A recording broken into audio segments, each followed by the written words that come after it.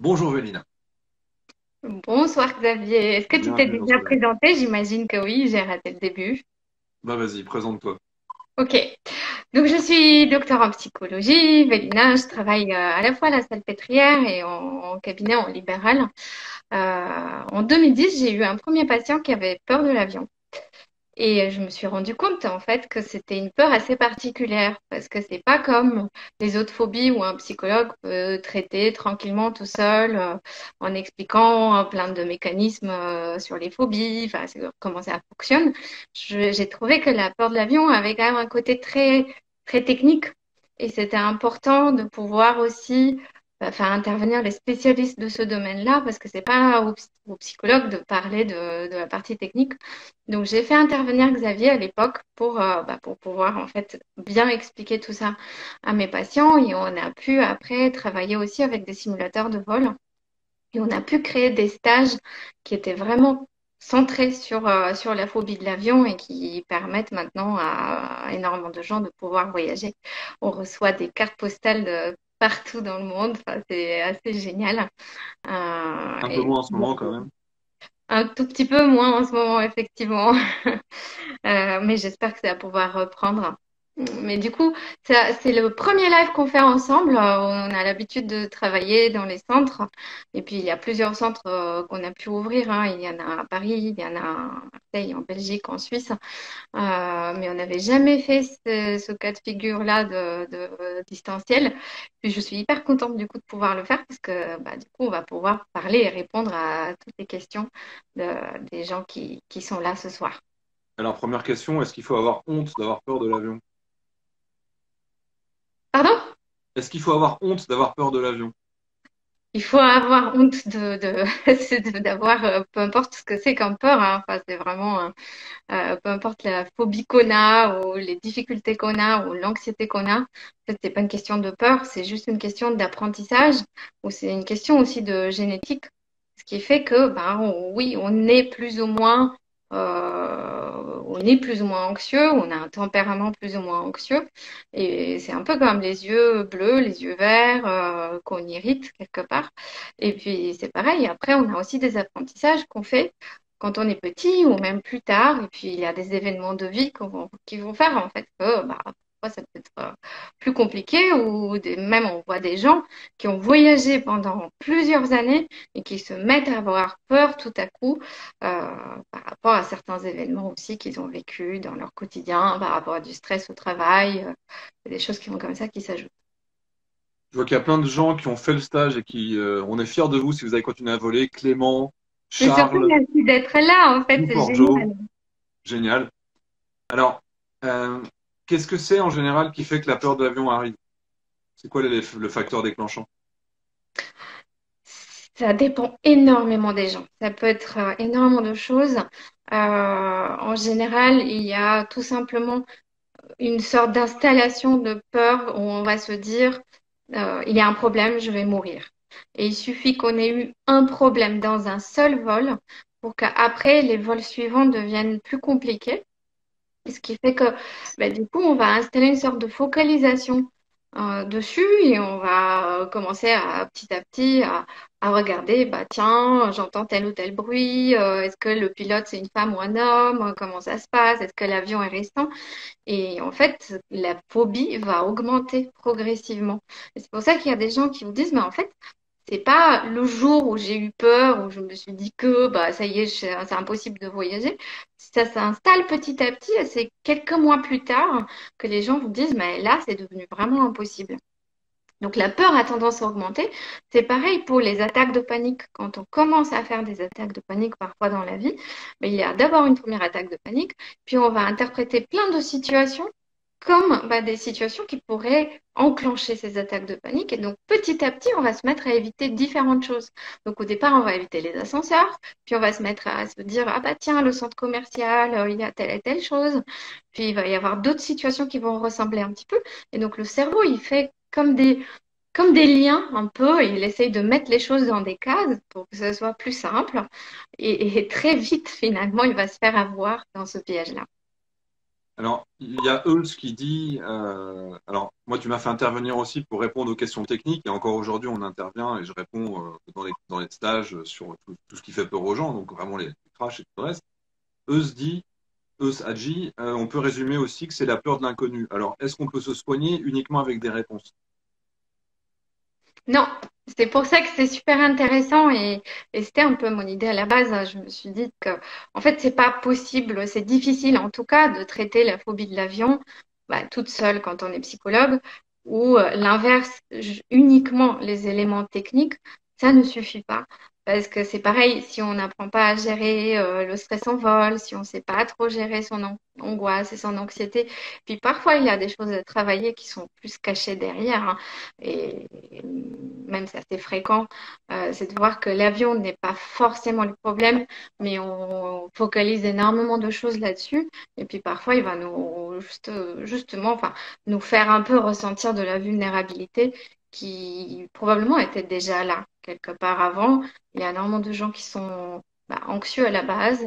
Et du coup, l'avion, et puis les médias vont beaucoup en rajouter, et puis dire que, tiens, il y a forcément un problème dans les vols, c'est toujours très médiatisé dès qu'il y a un souci. Ouais, j'en sais quelque chose, hein.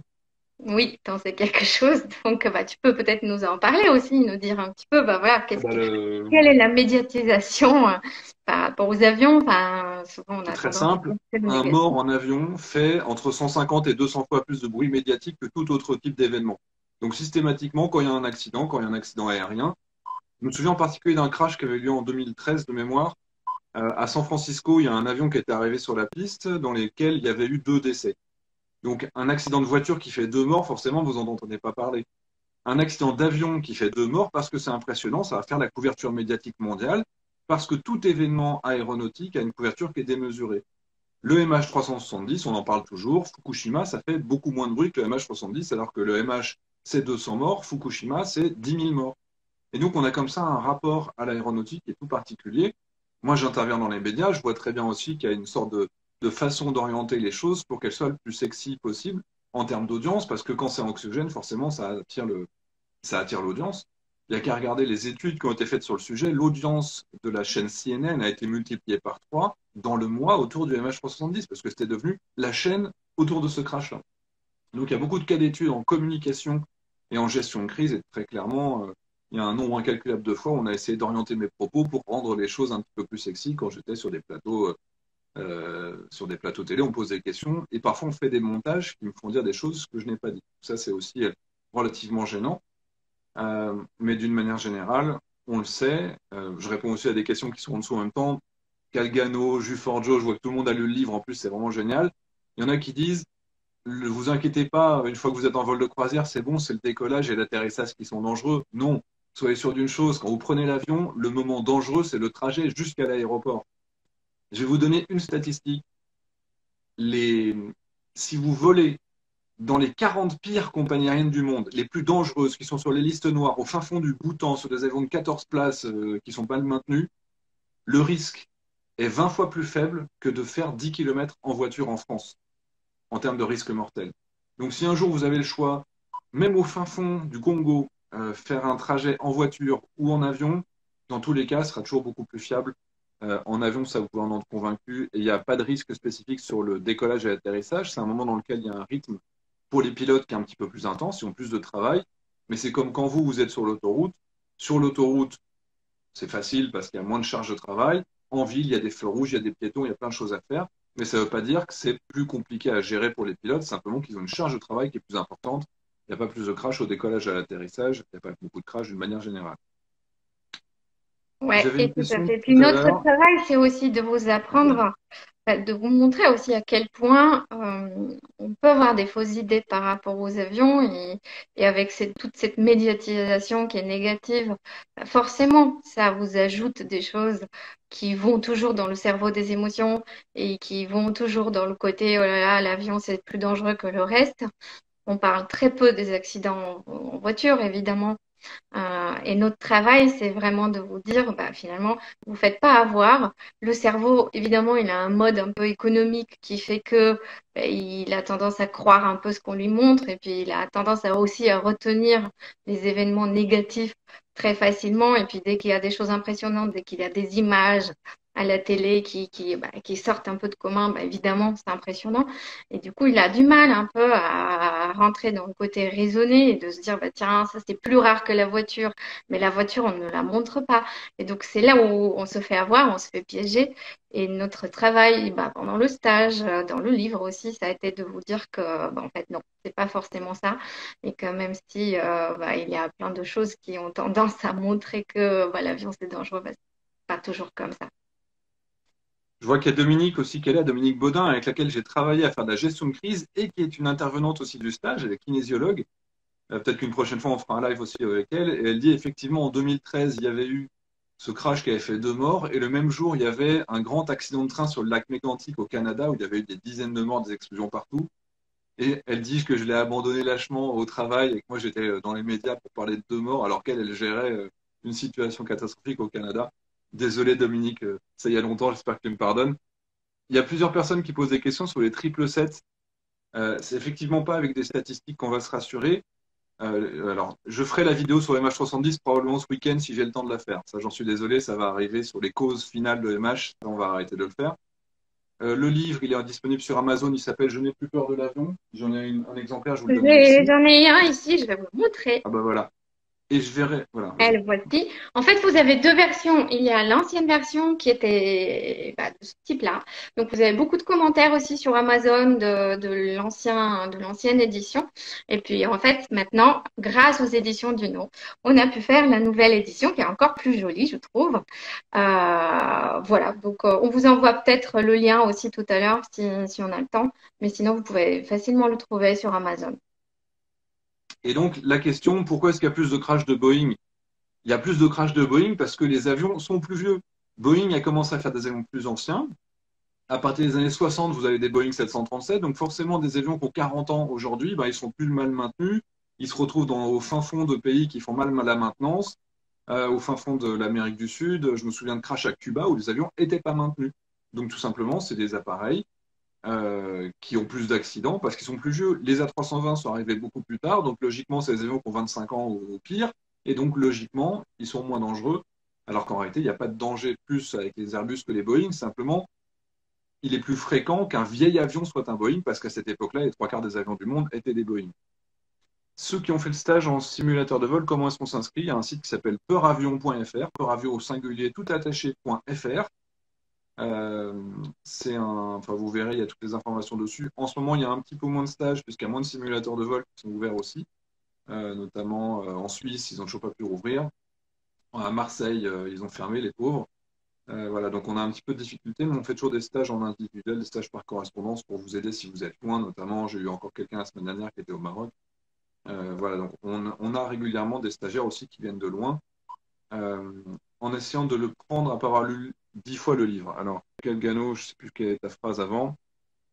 Est-ce que les turbopropulseurs peuvent voler avec un moteur comme les turboréacteurs? Oui, c'est exactement la même chose. Les avions sont certifiés pour être capables de décoller en perdant un moteur. Donc, quand vous avez 4 moteurs, vous pouvez en perdre un, vous pouvez décoller avec les 3 autres. Si vous avez 2 moteurs, que ce soit des moteurs à hélice, donc turboréacteurs ou turbopropulseurs, vous en perdez un, vous êtes capable de décoller sur le deuxième moteur. Donc, perdre un moteur, les avions sont faits pour décoller et être capables de voler sur un seul moteur. Amazon, pour acheter le livre, tu me diras ce que tu en penses. Exactement, tant qu'il y a 2 moteurs, on peut en perdre un. Tac, j'ai plus peur que là. Allez, tu pourrais l'écrire. On va vous écrire le nom du livre. Donc je vais mettre le lien. Ah, Ah le bah livre. voilà, Veina, elle a mis le lien. Oui, je Est-ce qu'il mettrai y en a le qui ont eu lien. des mauvaises expériences qui veulent partager, pour lesquelles on pourrait répondre? Ah oui, c'est vrai, il y a un stage le 10 avril à Pontoise pour ceux qui ont envie. Donc, peut-être Avec Benoît. parler de comment on a organisé le stage, si tu veux, parce qu'il y a des gens aussi qui ne nous connaissent pas, donc bien expliquer les choses dès le début. Donc, comme on voulait faire à la fois une partie psychologie et une partie bah, très aéronautique, donc on a créé toute une journée de stage qui se partage en plusieurs étapes. La première partie, c'est parler vraiment de comment une phobie s'installe, comment on s'en débarrasse, tous les mécanismes aussi, et puis comment on travaille ça. Donc, dans la partie psycho, c'est important de savoir que les thérapies qui sont efficaces pour traiter la peur de l'avion, ce sont les thérapies cognitivo-comportementales. Il y a beaucoup de personnes qui testent l'hypnose, enfin d'autres trucs, enfin, et en fait, ça ne marche pas si bien. Quand on regarde la littérature internationale, quand on regarde les études qui sont validées, on voit très bien que c'est les TCC qui ont la meilleure efficacité. Donc, on a construit le stage de cette façon-là pour qu'il y ait en fait un apprentissage sur finalement comment je peux travailler sur mes pensées, parce qu'on a tous des pensées erronées par rapport à certaines situations.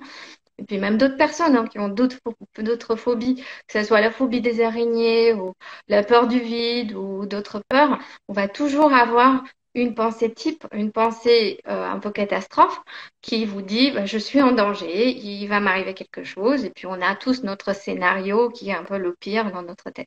Donc le but de ces thérapies, c'est à la fois de travailler sur les pensées que vous avez par rapport à une situation, et à la fois de travailler aussi sur les comportements, sur les évitements que vous allez avoir, parce que bah, du coup, évidemment, quand vous avez peur et quand vous avez des réactions physiologiques, et beaucoup de gens redoutent aussi les crises de panique, et du coup, forcément, il y a cet évitement qui s'installe petit à petit. Donc, le but de ces thérapies, c'est aussi de vous montrer comment travailler aussi sur la gestion de l'anxiété, comment travailler les émotions, et du coup, bah, de s'attaquer à ces trois choses-là pour pouvoir après, bah, petit à petit, reprendre l'avion de manière plus sereine. Puis nous, on avait des gens qui nous disaient, mais jamais je dormirai dans un avion, c'est impossible. Et puis après, plusieurs mois après, ils nous disent, mais tiens, j'ai même réussi à m'endormir en vol. Et c'est incroyable, cette flexibilité du cerveau, c'est de voir à quel point, finalement, on peut passer d'une situation un peu catastrophique où on se dit, mais je suis incapable de faire ça, à quelque chose de beaucoup plus serein. Et du coup, Donc, à quoi le ça sert la cerveau, gestion d'anxiété pour la peur de l'avion? c'est une question d'un internaute. Alors, à quoi ça sert la gestion de l'anxiété? C'est tout simplement de passer un meilleur vol. C'est déjà de pouvoir moins anticiper parce qu'il y a énormément d'anticipation et finalement, c'est presque pire, hein, toute cette anticipation avant le vol. Les gens la vivent très mal. Des fois, ça peut commencer à la réservation du billet, et puis enfin, même la réservation du billet est très très compliquée. On a beaucoup de mal à le faire et à passer cette étape-là. Donc, il y a des gens qui se mettent à même mal dormir plusieurs mois avant parce qu'ils y pensent, des gens qui font des cauchemars par rapport à ça. Donc, le but, c'est de pouvoir déjà apprendre à gérer le stress avant le vol. Et il y a des techniques pour ça. On utilise beaucoup une technique qui s'appelle la cohérence cardiaque. On aura peut-être le temps d'en parler aussi tout à l'heure. Donc, à la fois pour gérer le stress avant le vol, mais aussi savoir mieux gérer son stress pendant le vol. Et comme ça permet aussi d'avoir moins de réactions physiologiques. Faut peut-être aussi dire Mhm. que tu as fait une vidéo sur ta chaîne YouTube dans laquelle tu expliques justement la cohérence cardiaque, comment est-ce qu'on arrive à gérer son stress. CocoBox demandait aussi combien il faut de séances. Quand tu travailles sur une phobie, forcément, c'est plusieurs séances. Le stage, il se fait sur une seule journée. On travaille sur une phobie, on répond aux questions, il y a des réponses techniques, il y a une formation aéronautique avec moi ou un pilote. Ensuite, il y a toute la partie gestion de l'anxiété, soit avec Vélina, soit avec Dominique. Vous pouvez aussi vous abonner à elle, qui est là en ligne. Et ensuite, il y a la simulateur de vol. Donc vraiment, le stage, il se déroule sur une journée. On échange avant, on échange après, on vous donne la météo des turbulences, etc. Voilà, le stage, il se déroule sur une journée. Si vous traitez une phobie qui n'a rien à voir avec l'avion, type claustrophobie, quelqu'un qui est claustrophobe qui vient vers nous, on nous va lui dire, bah non, le stage, c'est pas fait pour toi, c'est plutôt un suivi individuel.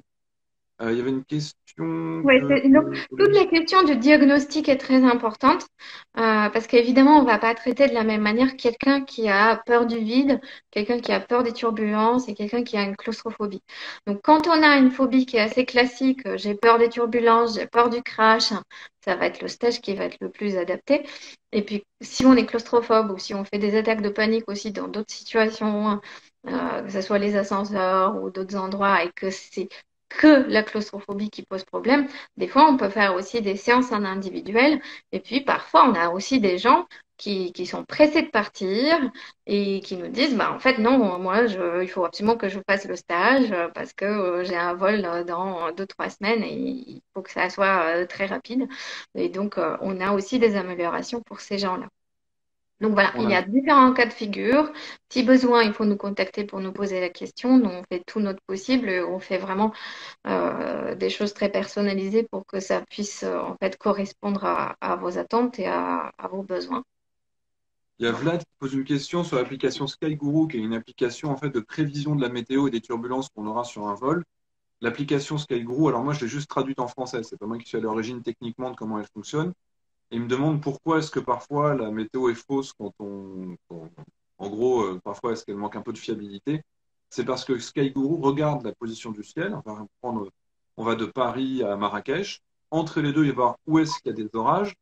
Si on faisait une ligne droite, sauf que l'avion, le pilote, en réalité, il va aussi s'adapter à la situation. Il peut changer d'altitude, il peut contourner les orages, il peut prendre les orages du côté d'où il y a le vent, il peut changer d'altitude pour pas être dans les courants d'air. Et c'est pour ça que vous avez parfois une situation qui est meilleure que ce que SkyGuru vous propose. Donc les prévisions météo que vous pourrez trouver sur des sites web, c'est la situation si le pilote ne s'adaptait pas du tout à la réalité, alors que dans la pratique, les pilotes savent contourner des turbulences, savent les réduire, et c'est pour ça que en réalité, les prévisions météo des turbulences de SkyGuru et des autres sites sont la situation la plus dégradée, et tant mieux pour vous, ce sera mieux que ce que vous aurez toujours dans les prévisions. Aussi une question de Coptis qui dit: j'ai très peur rien qu'à voir les ailes trembler. Donc peut-être que tu peux dire quelques mots dessus parce que c'est assez fréquent. J'essaie de l'afficher. Bon, les ailes, alors, d'une manière générale, euh, on a des ailes qui sont devenues molles. Avant, les ailes, elles étaient rigides. Avec Transavia, avec Boeing 737, NG. Avant, les ailes étaient super rigides. C'est-à-dire que quand vous aviez une turbulence, ça mettait un courant d'air ici, et puis tout votre avion subissait la turbulence. Donc, c'était pas confortable pour les passagers. Et puis petit à petit, on a eu des avions qui avaient des fibres de carbone, des systèmes en titane, des ailes qui étaient avec des longerons à l'intérieur qui permettaient d'avoir une sorte de flexibilité. Et en fait, l'aile encaisse la turbulence. Ce qui fait qu'aujourd'hui, s'il y a un courant d'air qui souffle sur une aile, peut-être que genre mon aile qui bouge, mais en fait, c'est comme les bâtiments antisismiques. Vous regardez les bâtiments au Japon, même la Tour Eiffel, elle va souffler un petit peu avec le vent, elle va bouger de quelques dizaines de centimètres. C'est parce qu'il y a une flexibilité qu'il y a moins de turbulences. Et c'est parce qu'il y a de la flexibilité que les bâtiments sont plus solides. Donc aujourd'hui, les ailes des avions sont conçues pour résister à 150% du maximum des pires turbulences qui peuvent exister dans l'atmosphère terrestre. Il n'existe pas sur Terre de turbulence qui puisse casser une aile. Donc vraiment, ce côté-là, il n'y a aucun souci. Par contre, votre aile, elle va bouger. Et c'est parce que ça bouge que c'est plus confortable pour vous. Et plus le temps passe, plus on a des avions qui sont efficaces pour contrer les turbulences. Par exemple, parce qu'il y a des évolutions du fonctionnement. Avant, c'était le pilote qui devait contrer les turbulences quasiment à la main. C'est-à-dire qu'il y avait les turbulences, l'avion perdait un petit peu quelques centimètres, l'avion compensait la turbulence, mais du coup, ça se faisait en 1 ou 2 secondes. Le pilote, il mettait du temps pour réagir. Aujourd'hui, on a des systèmes où en fait, c'est le système, le pilotage automatique. Les commandes de vol électriques ont commencé à le permettre à partir de la 320. Et l'avion va être capable de compenser la turbulence beaucoup plus rapide, en un dixième de seconde, beaucoup plus rapidement que ce qu'était capable de le faire un humain qui était en train de piloter réellement.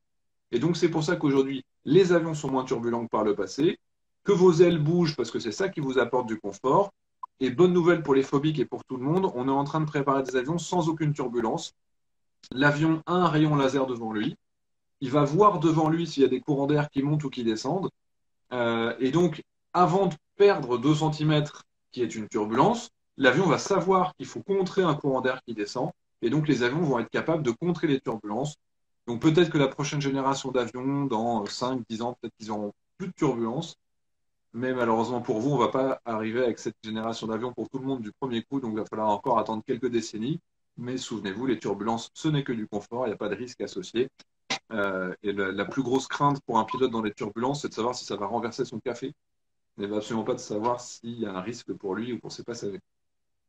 Et il y a quelqu'un aussi qui nous dit: si c'était si peu dangereux, les pilotes ne seraient pas en vigilance accrue durant les turbulences modérées.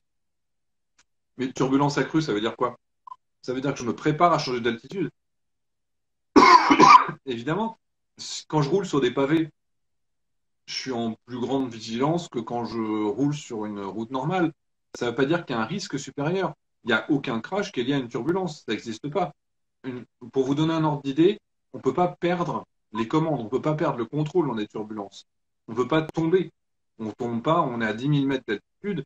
Si, les grosses turbulences, c'est de l'ordre de quelques dizaines de centimètres. Donc, une grosse turbulence, c'est de cette hauteur-là. Sauf que comme on la prend à 800 km/h, c'est ça qui est désagréable. Donc, l'avion ne peut pas se casser, on ne peut pas tomber et on ne peut pas perdre les commandes. Par contre, c'est jamais confortable pour qui que ce soit. Un de nos instructeurs en Suisse est un ancien pilote de ligne qui a fait beaucoup de cargo. Donc, il a transporté du fret. Il avait, enfin, il préférait largement, je ne veux pas dire qu'il avait horreur de transporter des passagers, mais c'est un pilote qui préférait largement transporter du fret parce que le fret ne se plaint pas. Parce que le fret permet de voler plus proche des orages et de se taper des turbulences parce qu'il s'en fout, le fret. Il ne va pas te demander pourquoi est-ce qu'on a des turbulences. Et je me souviens, avec Vélina, un des tout premiers stages qu'on avait fait au simulateur de vol en 2011, il y avait un pilote, donc lui, pour lui, le pilotage, pas de souci, quoi. Et donc, il avait demandé aux gens, de quoi vous avez peur? Turbulence, turbulence, turbulence. Et il fait, mais pourquoi vous avez peur des turbulences? Turbulence, il n'y a pas de problème. Et alors là, il y avait un stagiaire qui fait, mais pourquoi vous nous dites pas que c'est pas grave? Et il avait répondu, mais quand il y a un chauffeur de bus qui roule sur des pavés, est-ce que vous allez le voir pour lui demander pourquoi il roule sur des pavés?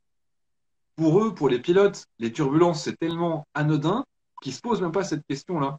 Il n'y a pas de question sur les turbulences, ce n'est pas un risque, c'est une question de confort. Donc effectivement, ils se préparent à changer d'altitude parce que c'est pas confortable pour pouvoir faire le service, il faut changer d'altitude pour consommer moins de carburant. Mais il n'y a pas de risque de ce côté-là. Exactement. Et puis, bah, c'est impressionnant de voir en fait toutes les fausses idées qu'on peut avoir qui sont vraiment véhiculées comme ça. Enfin, on ne sait pas trop d'où ça vient, mais en fait, le cerveau, enfin, notre cerveau, il réagit en général tellement mal face à la descente vers le bas. On est habitué un peu, nos ancêtres à l'époque, il fallait qu'ils puissent réagir en fait quand il y avait une descente, quand il y avait une possibilité de tomber. Donc, on est un peu préprogrammé à ressentir les chutes vers le bas d'une manière très très forte. Ce qui fait qu'une petite turbulence, bah, évidemment, avec la vitesse, c'est très accéléré, mais les turbulences vers les bas, vers le bas, hein, on va les ressentir, alors que lorsque l'avion monte vers le haut, en fait, on est moins inquiet, on n'est pas du tout inquiet même. Donc, on a comme ça, notre cerveau se fait avoir, notre corps se fait avoir tout simplement, et on va avoir des impressions qui sont un peu trompeuses, et c'est pas forcément la vérité. Par exemple, quand il y a une turbulence qu'on estime un peu forte, on a l'impression que c'est vraiment impressionnant parce que notre corps réagit à ça et qu'il est préprogrammé à réagir à ça. Et en fait, on se rend compte que eh ben, finalement, c'est de l'ordre de 10 cm, 15 cm, 20 cm et pas plus. Donc, par rapport aux trous d'air, c'est pareil, hein, peut-être que tu peux en dire un mot parce qu'il y a des questions dessus. Est-ce que les trous d'air provoquent de fortes turbulences? Est-ce que c'est dangereux pour l'avion? Ben, on va vous dire non. En risque, non. C'est une question de sensation. Les trous d'air, ça n'existe pas. Il n'y a pas de trous dans l'air, c'était des courants d'air et donc des turbulences que les pilotes mettaient plusieurs secondes à rattraper, puisqu'à l'époque, ça se faisait à la main. Donc à l'époque, vous demandez à vos parents, quand ils volaient dans les années 70-80, avec des avions qui dataient des années 50, et ben forcément, parfois, ils rencontraient des turbulences que le pilote ne compterait pas très rapidement, et parfois, il y avait une chute qui pouvait durer 2-3 secondes. L'avion descendait de 30 mètres, c'était très désagréable, mais il n'y avait pas quand même de risque qui était associé à ça. Aujourd'hui, un avion est capable de rentrer dans un cumulonimbus, dans un orage, il n'y aura pas de souci de ce côté-là. Il y a aussi Calgano qui dit quelque chose, il arrive à faire des vols, j'ai pris une fois un vol pour 1 heure, mais long courrier, jamais. Il a peur de l'inconnu, c'est ce qu'il dit aussi. Sachez une chose, et c'est toujours très étonnant, vous avez plus peur en anticipation de faire un vol long, parce qu'on se dit, puisque c'est long, ça va être plus compliqué pendant longtemps, alors qu'en réalité, les vols longs, au-delà d'1 heure et demie, sont ceux qui se passent finalement mieux. Et les vols long courriers, au-delà de 6, 7, 8 heures, sont des avions plus gros, plus stables, plus confortables, moins turbulents. Et quand on demande à nos anciens stagiaires comment ça s'est passé, on se rend compte que les vols long courriers sont ceux où il y a l'anxiété anticipée qui est forte, donc les gens ont peur avant de prendre l'avion, mais par contre, quand ils sont dans l'avion, les vols long courriers sont ceux qui se passent le mieux. Donc, Calgano, t'as peur sur 1 heure, mais aussi parce que le décollage, 20 minutes, 10 minutes à plat et une demi-heure de descente. T'as jamais une demi-heure où tu peux prendre le recul, réaliser que la vie est belle, que tout va bien. Lis le livre, tu verras, il y a des techniques pour gérer le stress aussi dans ces conditions-là. Mais les vols trop courts ne laissent pas la possibilité de prendre du recul et juste de réaliser que la vie est belle. Donc, ne faites pas de vols trop courts. Les gens qui font des Paris-Marseille ou des Paris-Nice après le stage pour valider, c'est bien, vous allez valider, mais faites plutôt un vol un peu plus long. Allez à Prague, allez à, je sais pas où, en Sicile, en Bulgarie. Et à ce moment-là, c'est plus simple pour mieux le gérer en réalité quand on a 1 heure en ligne droite à plat, c'est plus simple. Et non, effectivement, les turbopropulseurs ne sont pas plus dangereux que les turboréacteurs, c'est exactement la même chose. Euh, Merci, il y a énormément de commentaires, c'est superbe. vous êtes trop nombreux, on n'arrive pas à tout lire. Merci à tous les anciens. Enfin, ça nous dit aussi qu'il faut qu'on le fasse plus souvent. Je pense parce qu'il y a énormément de questions. Donc, il y a aussi des questions sur le stage, Je reçois aussi des messages en privé, je ne sais pas s'ils sont visibles, ceux-là. Est-ce qu'il y a des stagiaires qui étaient vraiment bloqués ou des gens? Alors oui, il y a des gens qui avaient jamais pris l'avion de leur vie. Ça arrive fréquemment. Et je me souviens aussi d'un monsieur, ça faisait 7 ans qu'il n'avait pas pu voir sa maman qui était en Martinique, qui était venue voir. Je me souviens d'un monsieur qui avait raté un contrat, plusieurs millions d'euros en Corée du Sud, qui n'avait pas pu y aller, qui avait renoncé au vol, qui avait fait une crise de panique devant l'avion. Il avait dit j'arrive en train, et en fait les Coréens l'avaient pas cru qu'il allait venir en train, et donc ils avaient cru qu'il allait trouver un autre investisseur, et donc il avait laissé tomber. Donc des gens qui réellement passent à côté d'opportunités, qui ne voient pas leur famille pendant des années, qui ratent des enterrements, qui ratent même leur mariage, ça arrive, et c'est des gens qu'on arrive à remettre dans l'avion. Je me souviens, Vélinor, c'était un stage qu'on avait fait ensemble au début, un monsieur qui devait faire un tournage en Chine, et l'aller-retour en train durait 80 jours. Enfin, avec le temps sur place, le visa en Russie dépassait 40 jours, ce qui était pas légal. Donc il disait, je vais y aller en avion. Une fois sur place, je rentrerai en train, comme ça je serai libéré. Puis finalement, l'aller en avion s'est tellement bien passé qu'il s'est dit, je il vais est pas rentré en galérer. avion. Voilà, Il a il rentre en préféré avion. rentrer en avion. Donc voilà, on a tout ça. On a eu plein de gens qui n'avaient pas pris l'avion depuis 30 ans. Et évidemment, ça rajoute énormément de stress, beaucoup d'anticipation parce qu'on se dit, oh là là, mais comment je vais faire? Et c'est là aussi le conseil, c'est que si vous avez peur de l'avion, il faut pas non plus laisser traîner trop les choses. C'est important, et que ce soit même une autre phobie, que ce soit les attaques de panique ou autre chose, c'est valable pour tout. C'est que plus on laisse les choses s'installer, plus c'est compliqué après. Sachant que voilà, il y a toujours des solutions en fait. Quand on décide de travailler, quand on est motivé, pour changer les choses. Et parfois, on a des gens qui arrivent parce qu'il y a leur fille ou leur petit-fils qui se marie ou il y a une naissance. Ils sont obligés d'aller à l'autre bout du monde. Mais en fait, il y a de la motivation et c'est là où ils se disent, mais ça y est, va falloir que ça change.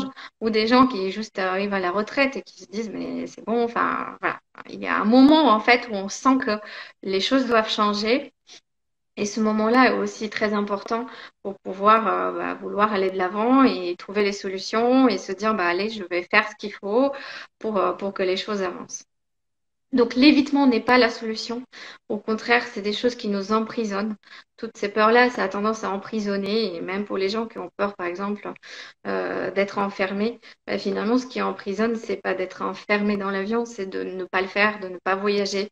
Et donc c'est important du coup voilà, de petit à petit de se poser ces questions-là, de se dire mais est-ce qu'il n'y a pas des solutions et des solutions, il y en a. Il faut juste choisir les bonnes thérapies et c'est important. Et c'est pour ça que j'ai créé aussi un projet qui s'appelle Planète Psy, qui est assez large et dont le but est de parler de plusieurs maladies, de plusieurs troubles, et pour dire qu'en fait les choses peuvent changer quand on tombe sur la bonne thérapie.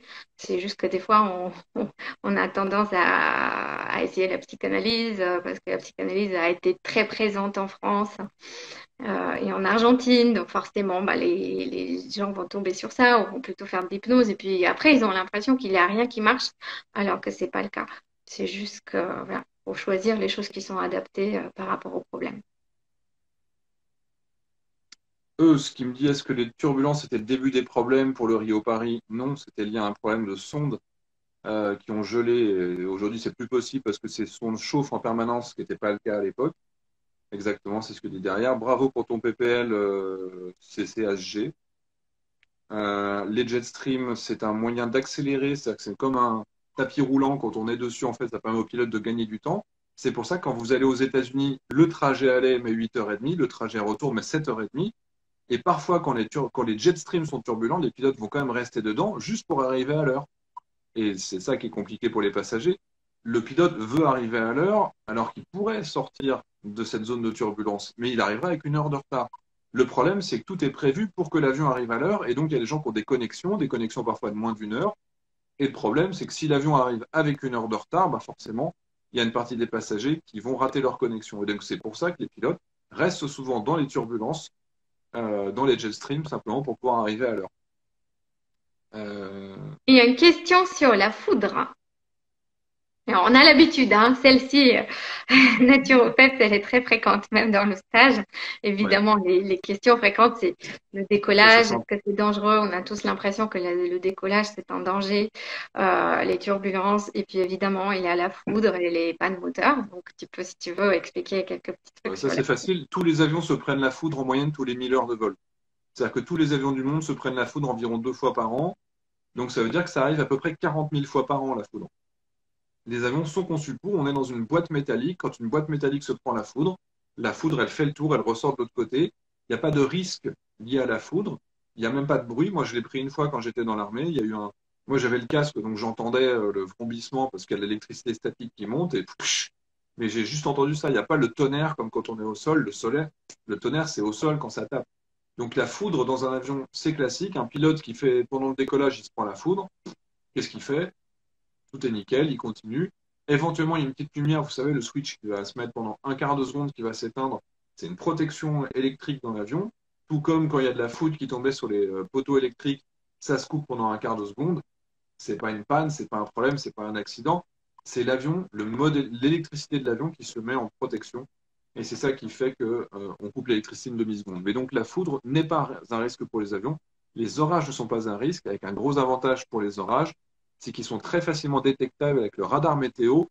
Et c'est la vidéo que je mettrai demain, puisqu'on fait une vidéo avec l'Airbus A330 de Air Caraïbes, un simulateur de vol professionnel d'A330, dans lequel on va faire le tour d'un orage météo. Donc une vidéo qui dure 7 minutes, qui est très très courte, mais vous verrez, ça vous montre un petit peu comment est-ce qu'on fait ça. Par contre, effectivement, dans les orages, il y a de la grêle, et c'est pour ça qu'on essaye de ne pas rentrer dedans, aussi parce qu'il y a des fortes turbulences. La grêle peut impacter le pare-brise, peut impacter les bords d'attaque et le nez de l'avion. Et donc, à ce moment-là, l'avion va toujours voler. Les moteurs sont faits pour ingérer quasiment 1 tonne de grêle par minute, donc c'est gigantesque. Mais par contre, l'avion, une fois qu'il sera posé, il va falloir passer des semaines à le réparer, donc on évite. Il existe des cas très rares, je réponds à Mason, à Captain Copernic, pardon, dans lequel on a des cas où dans des cumulonimbus, donc des nuages d'orage qui tournaient relativement vite, il y a des grêles qui ont été envoyées à côté du nuage, à côté, où l'avion passait, parce que l'avion peut passer à 2 km de l'orage, et dans ce cas-là, l'avion avait subi des impacts sans être rentré dans le cumulonimbus. Ça arrive très très rarement, et vu que c'est pas dangereux, voilà, on abîme l'avion dans le sens où il y a le pare-brise à changer, l'avion se pose, puisqu'on peut se poser sans aucune visibilité. Mais ne vous attachez pas à des événements qui sont médiatisés mais qui ne sont pas graves. Des événements comme celui-là se voient à la télé, mais il n'y a aucun risque. Et c'est ça la difficulté, c'est que l'avion, il se passe très très peu de choses.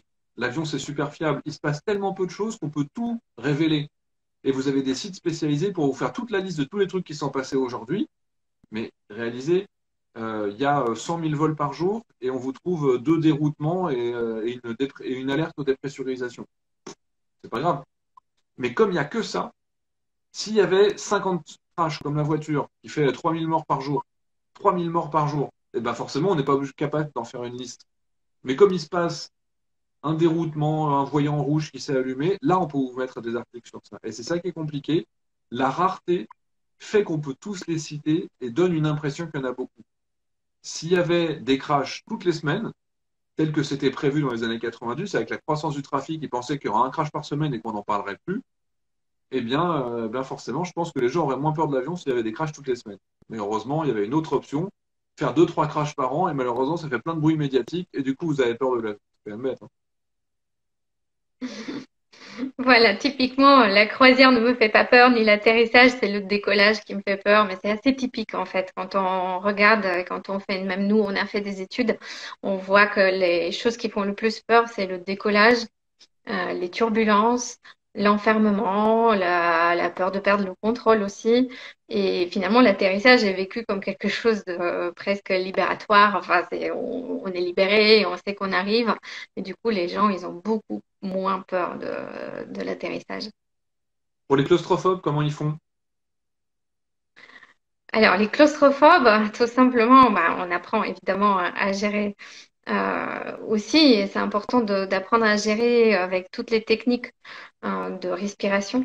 Et puis, c'est tout un apprentissage via la TCC et les thérapies cognitivo-comportementales pour petit à petit apprendre à s'exposer à la situation. Donc, au départ, on commence plutôt par des choses plus simples. Et puis, ensuite, on va aussi pouvoir prendre l'avion, sachant que, bah, au départ, il y en a qui vont le prendre pendant plutôt 1 heure. Et puis après, ils vont se dire, bah, tiens, je vais pouvoir faire un vol plus long. Il faut savoir aussi qu'il y a énormément d'anticipation par rapport aux vols longs, mais quand on les fait, ils sont pas si difficiles que ça. Et au contraire, on a tendance à voir que finalement l'anxiété, elle a tendance à diminuer en fait pendant le vol, alors que sur un vol court, on va être plutôt crispé pendant toute l'heure du vol ou les 2 heures du vol, et on n'a pas le temps de voir que l'anxiété diminue. Alors que sur les vols plus longs, bah, finalement, bah, on va pouvoir s'endormir, relâcher un petit peu la pression et voir que, bah, tiens, il y a quand même des moments agréables aussi. Il y a des gens, c'est sympa, c'est pour les anciens, c'est super gentil de nous faire aussi tous ces commentaires-là. Et ça montre aussi bah, pour tous les nouveaux, hein, ça montre aussi à quel point les choses changent et ça donne énormément d'espoir. Donc, il y a des gens qui nous disent dans les commentaires bah, qu'ils ont juste pris un repas dans les vols et que c'est dans un vol et que c'était génial. Voilà, c'est les petits plaisirs comme ça qu'on apprend à savourer une fois qu'on n'a plus cette phobie-là, une fois qu'on n'est plus focalisé sur qu'est-ce qui se passe avec l'aile, est-ce que j'entends tel ou tel bruit, ou est-ce qu'il n'y a pas un problème, ou est-ce qu'on ne va pas se cracher. Il y a Delphine qui pose la question des vols transocéaniques. Quand on vole au-dessus de l'eau, qu'est-ce qui se passe? Impossible dans les atterrissages d'urgence. Delphine Tatu. Alors, Delphine, tout simplement, quand un avion vole en transocéanique, déjà, il n'a pas la même réglementation que les autres. Il a une maintenance qui est resserrée par rapport à des avions classiques. C'est-à-dire qu'il a une qualification qu'on appelle ETOPS. Pour qu'un avion puisse s'éloigner des aéroports, il passe des qualifications supplémentaires de certification. Les premiers avions qui ont eu le droit de traverser l'Atlantique en bimoteur, parce qu'avant, il fallait 3 ou 4 moteurs, euh, il a fallu qu'ils prouvent une fiabilité de une panne, moins d'une panne tous les 4 000 milliards d'heures de vol. Donc, pour te dire que c'est quand même relativement fiable. Et c'est pour ça que tu n'as jamais eu d'amérissage en pleine mer. Les rares amérissages, les rares pannes moteur, double panne moteur, il y en a très très peu. Systématiquement, ça se passe bien parce que les avions planent, mais elles ont lieu au décollage de l'aéroport, à l'atterrissage et sur des vieux avions en général. Aujourd'hui, ce n'est pas quelque chose qu'on peut voir très fréquemment. Pour qu'un avion puisse s'éloigner des aéroports, ça veut dire aussi qu'il doit avoir des équipements médicaux à bord. Il y a des défibrillateurs cardiaques, il y a des trousses médicales d'urgence, il y a le nécessaire d'urgence, parce que forcément, quand vous êtes au-dessus du sol, on se pose en 8 minutes. S'il y a une urgence médicale, euh, d'ailleurs pour tout type d'urgence, vous avez vu les news avant-hier, il y a un avion qui allait entre Paris et l'Inde, il y avait un passager indien qui était agressif, ils se sont posés en urgence en Bulgarie d'ailleurs, à Sofia, ils ont évacué l'Indien excité et ils ont continué leur vol. Le mec, il risque 10 ans de prison maintenant. Donc, du coup, D'ailleurs, ça peut oui, poser en j'ai eu urgence. un petit message de mes parents ce jour-là avec un gros titre, On a évité le pire.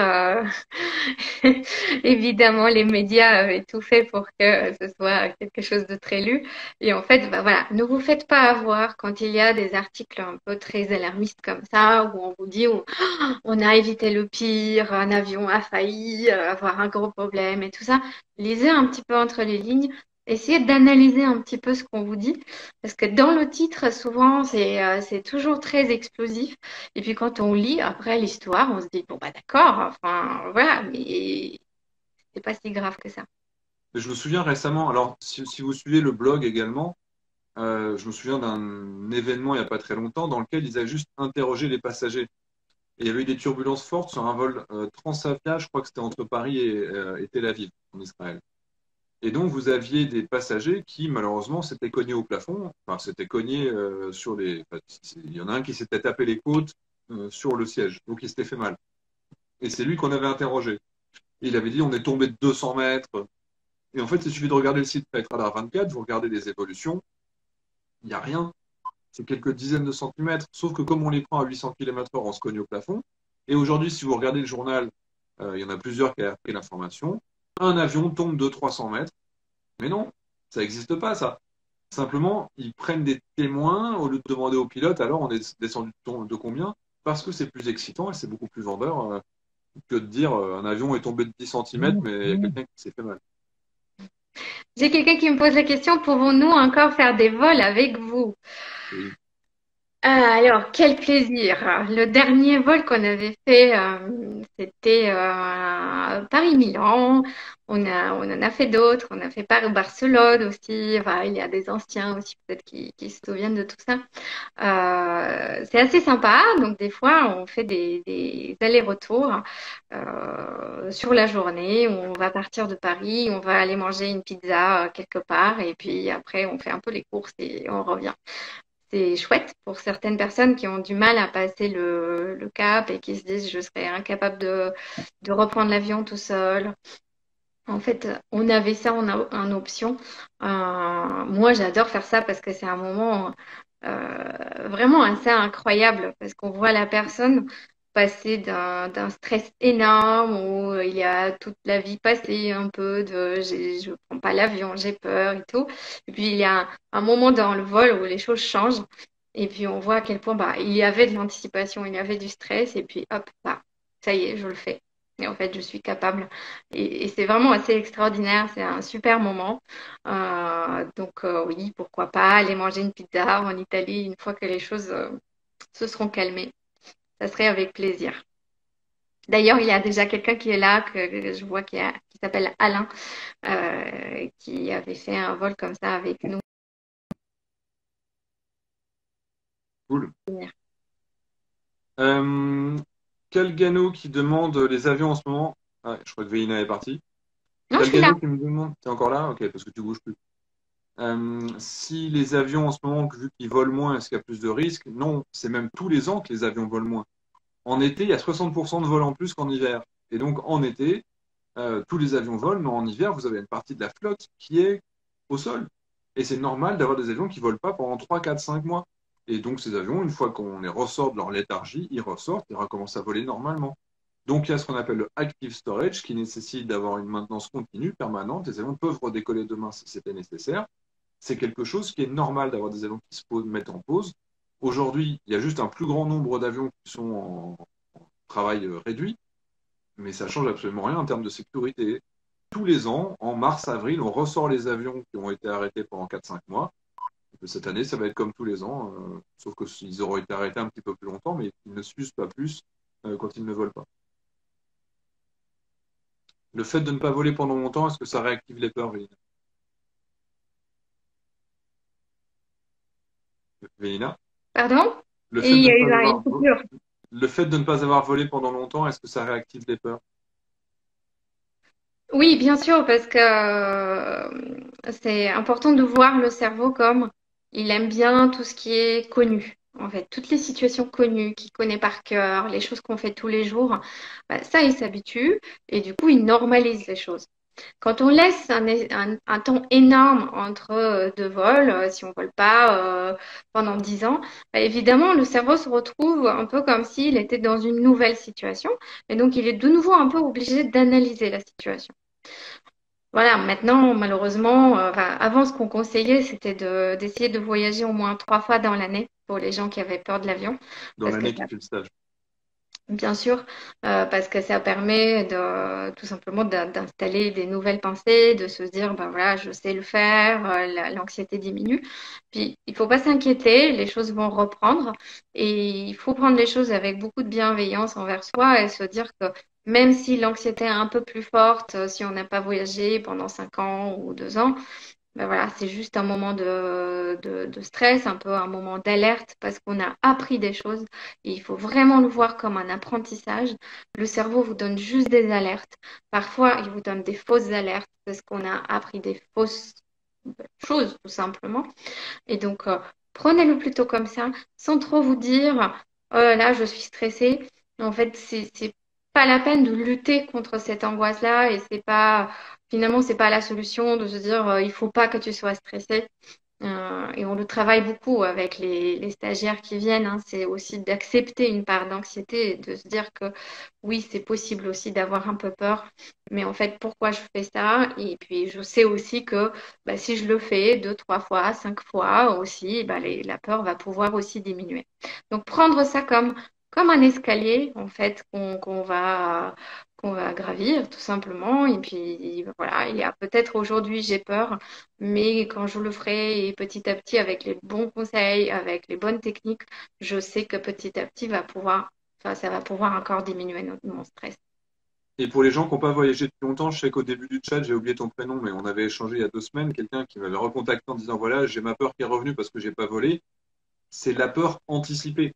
C'est la peur à l'idée de voler. Quand vous êtes dans l'avion, il n'y a pas de retour en arrière. Quand vous avez fait le stage, quand vous avez réussi à faire baisser votre stress, le fait qu'on n'ait pas volé pendant longtemps, on a peur que ce soit différent, mais quand vous allez reprendre l'avion, ce sera exactement la même chose. Dominique qui nous dit, faites-vous un beau cadeau, arrêtez de regarder des films catastrophes. Bravo Dominique. Vous pouvez aussi arrêter de regarder les infos, parce qu'en termes de gestion de l'anxiété en ce moment, c'est pas forcément ce qu'il y a de mieux. Donc restez avec nous sur Instagram, vous serez beaucoup plus zen. Et il y avait quelqu'un qui avait posé une question. Ouais, Je te laisse c'était regarder rigolo. la question, juste pour dire aussi merci aux anciens de dire aussi que les techniques marchent, hein. C'est hyper important parce qu'en fait, ce qu'on conseille, c'est des techniques toutes simples, hein, qui ont l'air enfin, d'être toutes bêtes, enfin rien de très impressionnant, mais n'empêche qu'avec l'entraînement, et on conseille de s'entraîner tous les jours, 2 fois par jour avant le vol pendant plusieurs semaines, ben, en fait, on sait que ça marche. Donc, il faut nous faire confiance. Il faut tester les petites choses qu'on vous donne comme petite technique pour pouvoir gérer le stress. Mais ça permet quand même de passer un bien meilleur voyage. Mason, non, c'est pas possible. Ce qui était possible en 1988 sur un vol d'essai n'est plus possible pour les avions de ligne aujourd'hui. Donc des choses qui ont été filmées qui sont impressionnantes ne veut pas dire que c'est la même chose. Il y a quelqu'un qui Euh, me met des drapeaux bulgares. Je ne peux pas rester insensible à ça. comment apprendre à l'enfant dès petit de ne pas avoir peur de l'avion? Normalement, naturellement, il n'a pas peur, mais je laisse Bélina répondre pour Sarita. Oui, il faut vraiment, enfin, pour les enfants, ce qui est important, même si nous, on a peur, c'est de leur dire que, parce qu'il y a beaucoup de parents qui se disent, mais oh là là, j'ai peur de transmettre ma peur à mes enfants qui me voient stresser en avion et tout. C'est important d'abord de leur dire, oui, maman est stressée, oui, ou papa est stressé, mais en fait, c'est pas l'avion qui est dangereux. C'est c'est moi qui stresse, c'est moi qui ai un truc et je me dis des choses qui sont fausses, mais c'est pas forcément l'avion est dangereux. Donc déjà, c'est important de leur donner ça comme idée, si jamais vous avez peur, vous. Et puis, pour les enfants, c'est important tout simplement de leur expliquer un peu. Parce que eux aussi, ils voient beaucoup de choses à la télé. Eux aussi, ils captent tout de suite les choses que les adultes disent, hein. Et on a tendance quand même, quand on parle des avions, là, je voyais encore ma belle-mère qui parlait devant le petit et qui disait oh oui, moi, quand j'ai pris l'avion quelque part, voilà, bon, en fait, tout de suite, il y avait un peu un scénario, le truc qui bougeait fort ou autre chose. Et en fait, on ne se rend pas compte, mais c'est des choses que les enfants entendent. Et puis, du coup, bah, en fait, ils ont tendance en fonction un peu de la situation, après, ils vont facilement reproduire ou se dire que, bah, tiens, peut-être que c'est dangereux. Donc, c'est important de communiquer là-dessus et de dire, mais tu sais, l'avion, c'est pas dangereux. Expliquer les choses qu'ils voient à la télé, tout simplement. Et puis aussi leur apprendre des choses positives. Moi, j'aime beaucoup, maintenant on est dans la période un peu Covid, tout est fermé, mais il y a un musée que j'adore, c'est le musée du Bourget, où vraiment on peut aller voir des avions, rentrer dedans, voir comment ça fonctionne. Et ça permet en fait à la fois aux enfants, mais aussi aux adultes de pouvoir rentrer dans un avion tout en pouvant sortir. Parce que quand on est dans un vol, la problématique, c'est de se dire je le prends ou je le prends pas. Alors que quand vous allez au musée, en fait, vous pouvez tout simplement rester un tout petit peu dans l'avion, le temps de vous habituer, d'apprendre des choses. Et pour les enfants, c'est un super endroit. Donc, vraiment, Le c'est musée de l'air et de l'espace au Bourget, allez-y. Sarita, est-ce que c'est vrai que c'est plus sécurisé quand l'avion n'est pas rempli? Non, ça ne change absolument rien. Un avion peu rempli est un avion moins rentable, mais la sécurité est exactement la même qu'on soit rempli ou pas. Et accessoirement, si l'avion n'est pas très rempli, on mettra du cargo, on mettra du fret. Donc de toute façon, un avion, il fait toujours plus ou moins le même poids et c'est pas parce qu'on a moins de passagers que c'est plus sécurisé. C'est peut-être plus confortable pour vous, mais ça changerait en termes de sécurité. Vélina, il y a Alain qui te demande de rappeler la technique cognitive principale. Alain, je ne sais Comment on pas de fait pour garder le laquelle tu cerveau allumé? probablement tu parles de l'écriture. Alors, c'est une des techniques qui marche le mieux avec la cohérence cardiaque. Ça va être l'écriture. Pourquoi? Parce que ça rallume le cerveau logique. Et autant quand on regarde un film ou quand on lit un livre, en fait, on est capable quand même de réfléchir et de se dire des choses négatives en même temps. Les gens nous disent, bah, je lis un journal, je le prends à l'envers, je me rends compte qu'il est à l'envers, j'ai même pas remarqué et tout. Alors que quand on est dans l'écriture, on passe obligatoirement dans des zones du cerveau qui rallument le raisonnement logique, tout simplement. Et donc, on éteint un petit peu tout ce qui est cerveau des émotions, cerveau de l'alerte. Et du coup, on arrive à calmer un petit peu toute cette alerte-là et on arrive à dire au corps tout simplement, calme-toi, il n'y a pas de danger. Donc, c'est important qu'on puisse travailler en fait sur les signaux d'alerte. Et c'est ces signaux d'alerte qui nous font croire qu'il faut éviter, qu'il faut sauter de l'avion, qu'il faut se sauver de la situation. Et en fait, il y a quand même des techniques à la fois respiratoires et cognitives qui vont permettre de calmer cette espèce d'alerte pour pouvoir dire au cerveau, ne t'inquiète pas, il n'y a pas de danger et tu n'es pas en danger. Voilà. Attention, on a 15 secondes et après on va dépasser l'heure, donc on prend une dernière question. Les Q400, c'est pas dangereux, c'est la même chose que tous les autres avions. Mon avion préféré, c'est l'Airbus A350 et je suis en train de monter une vidéo sur le départ d'un A350 avec Singapore Airlines. Je suis sur la piste, vous allez voir, c'est assez rigolo. Laissez-moi 2 semaines pour faire le montage quand même. Euh, faire une vidéo sur mon métier, pourquoi pas, même si je préfère parler d'aviation que de moi. Si on perd les 2 moteurs au décollage, ce sera la dernière question. Et une dernière question pour Vélina après, une question psycho. Je réponds à Imat pour la question des 2 moteurs. Perdre des 2 moteurs, un avion ne tombe pas comme une pierre. Si, et encore une fois, le si, prenez-le vraiment, statistiquement, ça ne doit pas vous arriver, ça ne vous arrive pas. D'ailleurs, ça n'arrive pas tout court. Mais 2009, juin 2009, décollage de New York, il y a un avion qui se mange le plus petit des Airbus, qui a donc le plus petit des réacteurs, qui bouffe 5 oies bernaches du Canada, qui est le plus gros oiseau volant du monde. Il en ingère 5 en même temps dans ces 2 réacteurs, et ça va noyer ces 2 réacteurs qui vont donc arrêter de pousser. L'avion a son élan, et donc le fait qu'il arrête de pousser, il ne va pas, bim. Non, c'est comme quand vous jetez un caillou, on a son élan, donc on continue avec son élan. Juste avec l'élan initial, l'avion a pris quasiment 80 mètres d'altitude encore. Tout à l'heure, vous avez parlé de finesse dans le chat. Un avion, quand il se trouve à 100 mètres d'altitude, il est capable de planer sur 2 km, fois 20. Un Airbus, c'est fois 20. Les avions plus modernes, ça peut être encore plus que ça. Un avion, quand il vole à 10 000 mètres d'altitude, si vous coupez les moteurs, il peut planer à plus de 200 km. Donc là, mon avion, il décolle, il perd les moteurs, il prend encore 80 mètres d'altitude. La nature est bien faite. La réglementation impose d'avoir à 12 degrés et demi de part et d'autre de la piste un terrain de dégagement quand on a une panne très très bas. Là, en l'occurrence, la mer, de l'eau, un lac, une autoroute, ça peut être un terrain de dégagement. Donc quand on est très bas, on se pose dans l'axe. Quand on est suffisamment haut, si on a perdu ces 2 moteurs à cet endroit-là, ça veut dire qu'on est assez haut pour faire demi-tour et se poser en sens inverse. C'est pour ça qu'on laisse environ 2 minutes entre 2 avions avant le décollage, le temps de se reposer. Une dernière question de psycho. Je voulais répondre à une question. On me dit le fait de ne pas reprendre l'avion depuis plus d'un an, est-ce que ça réactive les peurs?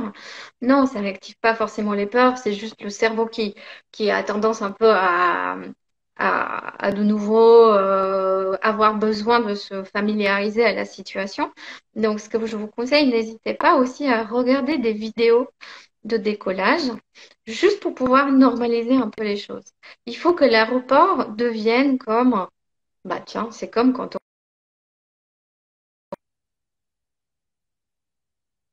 très très habitué à aller dans une station de bus et autres, et on voit la différence. Par exemple, quand on va aller dans une gare, bah là, on va être plus anxieux parce qu'on ne connaît pas la gare, parce qu'on sait qu'il va falloir trouver le bon endroit et tout. Et c'est pareil pour l'avion. Donc, si jamais Par exemple, même pour les gens qui n'ont pas pris l'avion depuis 10 ans, ce que je conseille, c'est d'aller à l'aéroport, se familiariser un petit peu à l'aéroport, regarder des vidéos d'aviation, mais des vidéos positives, pas les trucs qui font peur et qu'on vous met exprès pour qu'il y ait beaucoup de vues. Regardez juste des choses qui sont réalistes, des vols normaux, un décollage sous la pluie ou un décollage avec du soleil, juste pour pouvoir un peu vous réhabituer. Regardez cette vidéo, par exemple, sur une semaine, tous les jours, juste pendant 5 minutes, le temps que votre cerveau s'habitue à ça, s'habitue au visuel, qu'il s'habitue aussi à entendre un petit peu les bruits que fait un avion. Et en fait, rien que ça permet un peu de normaliser les choses. Donc, vraiment, pour les personnes qui n'ont pas pris l'avion depuis longtemps, il y a cette étape-là. J'essaye un tout petit peu de vraiment me refamiliariser à la situation, que ce soit en allant au musée ou avec des photos ou juste avec des vidéos ou en allant à l'aéroport. Mais c'est plein de choses qui sont possibles. Voilà, et puis n'hésitez pas, on va refaire des lives aussi ici pour que vous puissiez nous reposer des questions aussi. Il y a le livre aussi qui permet d'apprendre pas mal de techniques. Il y a ton blog, Xavier, aussi, qui reprend un petit peu les actualités, où tu parles aussi des actualités, de tout ce qui sort un peu dans les médias, de négatif. C'est plus la chaîne YouTube maintenant, ouais. Voilà. D'ailleurs, la chaîne YouTube, elle apporte des réponses qui sont pas juste rationnelles. On a fait des dizaines de simulateurs de vol avec Arnaud. Pas de moteur au décollage, toutes ces choses-là. Donc, on a pas mal de simulateurs qui vont vous aider aussi. Vous verrez, c'est pas mal de réponses qui sont pas rationnelles, qui sont visuelles. Et ça, c'est très profond pour le cerveau. Vous allez voir, on va vous donner Ouais. des réponses visuelles. Ça joue beaucoup. Oui, c'est important de comprendre un petit peu comment ça fonctionne. Il y a aussi les simulateurs, évidemment, pour ceux qui ont envie de tester ça. Alors ça, Donc c'est pour voilà, les gens il qui y a sont des fans. simulateurs. Ne croyez pas que vous pourrez vous soigner juste avec le simulateur de vol. C'est ceux qui sont fans d'aviation. Flight Sensation, par exemple, en Île-de-France, qui est vraiment super sympa. On a plein de copains. C'est Alors, juste pour impressionnant, donner, hein. Juste un petit retour sur les simulateurs de vol, parce que j'imagine qu'il y a beaucoup de gens qui ne connaissent pas. Donc, un simulateur de vol, c'est une sorte de cabine qui reproduit un vol où vous avez le visuel qui est assez impressionnant.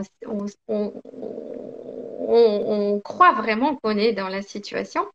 Et puis, vraiment, quand on décolle, on a vraiment l'impression de décoller. C'est assez chouette. Donc, c'est vraiment une bonne expérience. Et encore, voilà, vivement que cette histoire de Covid puisse rester derrière nous pour qu'on puisse tous faire ce qu'on aime faire et puis qu'on puisse voyager aussi. Nous, on est des vrais passionnés hein, de l'aviation.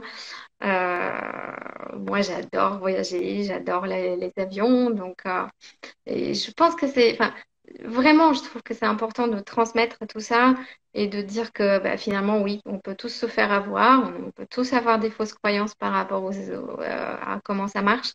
On n'a pas arrêté de nous dire pendant des années que bah, les turbulences, c'est dangereux, que le décollage, c'est dangereux. Et puis en France, mensonges. ouais. C'est des mensonges. Eh oui, c'est des mensonges, oui, exactement. Et en fait, bah non, c'est pas forcément comme ça. Et puis en France, on a été quand même très marqué par l'histoire de Concorde, qui est vraiment un avion à part. Donc, et du coup, on s'imagine que le décollage, c'est un peu comme le Concorde. En fait, c'est pas le cas. Donc, le but, c'est vraiment de vous transmettre toute cette passion, de vous montrer à quel point aussi un vol, ça peut être aussi génial, petit à petit, et puis de vous dire que bah, voilà, les choses changent. Et donc, on peut passer je déteste les avions bah, en fait, j'adore et j'aime bien les prendre. Je vais citer peut-être Alain qui est là parce que je sais qu'il est là, mais au bout d'un moment, quand il a fait le stage, après, il a pris l'avion, mais pour enfin, vraiment plusieurs trajets de suite. Il me disait, mais maintenant, ça me fait bizarre d'être dans ma voiture. Est-ce qu'il était obligé de voyager pour des raisons personnelles? Voilà, donc c'est devenu vraiment une habitude et ça peut même devenir agréable. Je vois qu'il y a François qui est là, ExcelJet. Sachez qu'on a dans les auditeurs de la chaîne la plus grosse société française, et donc je crois européenne même, de gestion de jet d'affaires avec ExcelJet. Et je pense peut-être qu'on va pouvoir faire un vol un de ces jours, une mise en place d'un avion à un jet privé. Peut-être qu'il y aura un vol en jet privé. Si vous avez peur de l'avion, effectivement, le jet privé, c'est aussi une solution. Vous allez voir ça avec ExcelJet. On remercie tous ceux qui ont été là. Dominique, merci pour tous tes messages. Vous pouvez vous abonner également à Dominique, qui est kinésiologue. Veina, qui fait aussi du suivi individuel pour les gens qui ont des phobies qui ne sont pas forcément celles de l'avion. Nos copains au simulateur de vol, vous pouvez les contacter parce que les simulateurs sont ouverts pour faire des séances individuelles. Flight Sensation, Paris, j'ai oublié mon copain à Marseille, je remettrai tous les liens. Nos chaînes YouTube, Velina Negovanska, Negovvansk sur YouTube. Ma chaîne, Xavier Titelman, Tytelman. On est sur Twitter, on est sur LinkedIn. Vous pouvez nous contacter de toutes les manières que vous voulez. On vous remercie d'avoir été si nombreux, on ne s'y attendait pas. Et dernière petite chose, j'ai créé un projet qui s'appelle Planetopsy sur Instagram qui me tient beaucoup à cœur. Le but, c'est vraiment de pouvoir communiquer sur différents troubles, que ce soit les attaques de panique, la parentalité, les troubles bipolaires, la dépression, l'anxiété. Et donc, il y a différents comptes qu'on gère avec des étudiants en psycho qui sont super et qui ont vraiment ça comme passion et qui font ça bénévolement. Donc vraiment, les comptes sont super. Tous les jours, vous avez des petits messages, pas des petits posts qui concernent l'anxiété ou la peur de l'avion ou d'autres choses. Donc tous les comptes, ça commence par Planetopsy. Et en fait, c'est planetopsy.crise de panique ou planetopsy.peur de l'avion ou d'autres choses. Donc, n'hésitez pas à regarder tout ça. Voilà, j'espère que ça sera utile à plein de monde. Et puis, revenez vers nous, dites-nous quels sont vos besoins, qu'est-ce qu'on fait comme live la prochaine fois, quelles sont voilà, des choses qui vous intéresseraient. Et puis, on est là. Et allez voir le blog de Sophie Figgenval, la plus grande des Avgeekettes. Elle a son blog Avgeekette. Et merci aussi à elle pour la prochaine vidéo chez Singapore Airlines. Super, merci. Oui. Ouais, ouais, tout à fait. Elle est là. Regardez. Voilà, dédicace à Sophie. À bientôt les amis. À très très bientôt et merci d'avoir été aussi nombreux et d'avoir posé tant de questions. C'est vraiment génial. Moi, je pense que je serai sur Instagram tous les jeudis soirs pour faire des sujets différents. Voilà. Et donc, on revient aussi très très vite aussi sur la peur de l'avion. Donc, merci à tous. À bientôt.